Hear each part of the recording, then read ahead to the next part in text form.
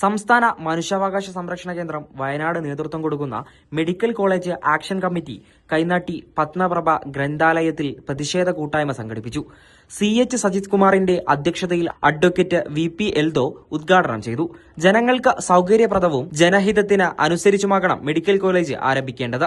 ജില്ലയുടെ പ്രധാന ഭാഗത്ത് 50 ഏക്കർ ഭൂമി സർക്കാരിന് ദാനമായി കിട്ടിയിട്ടും അത് ഫലപ്രദമായി ഉപയോഗിക്കാതെ അടിസ്ഥാനരഹിതമായ പഠന റിപ്പോർട്ടുകൾ രേഖപ്പെടുത്തി ചില തൽപര കക്ഷികളെ സംരക്ഷിക്കാൻ സർക്കാർ ബോധപൂർവം ശ്രമിക്കുകയാണെന്ന് യോഗം ആരോപിച്ചു. ജനങ്ങൾക്ക് നീതീകരിക്കാൻ പറ്റാത്ത പുതിയ സ്ഥലം കണ്ടെത്തി പരിഹാരമുണ്ടാക്കുന്നത് ജനാധിപത്യ മര്യാദകേടും മനുഷ്യാവകാശ ലംഘനവുമാണ്. ആദ്യം ജില്ലയുടെ ഹൃദയഭാഗത്ത് തുടങ്ങിയ പദ്ധതി മറ്റാരുടെയോ പ്രേരണ കൊണ്ട് അട്ടിമറിക്കപ്പെട്ടിരിക്കുകയാണെന്ന് ഇവർ ആരോപിച്ചു. സാധാരണ ജനങ്ങൾക്കും ആദിവാസി മേഖലയ്ക്കും പരിഗണന ലഭിക്കേണ്ടുന്ന ആരോഗ്യ ശുശ്രൂഷ സ്വകാര്യ മേഖലയെ പ്രോത്സാഹിപ്പിക്കുന്നത് അടിവരയിട്ടാണ് വിവരാവകാശ രേഖ ലഭിച്ചിട്ടുള്ളത്. ശക്തമായ പ്രത്യക്ഷ സമരത്തിന് തുടക്കം കുറിക്കുവാൻ ആക്ഷൻ കമ്മിറ്റി തീരുമാനിച്ചു. ജില്ലാ സെക്രട്ടറി KV ഗോകുൽദാസ് പ്രവർത്തന റിപ്പോർട്ട് അവതരിപ്പിച്ചു.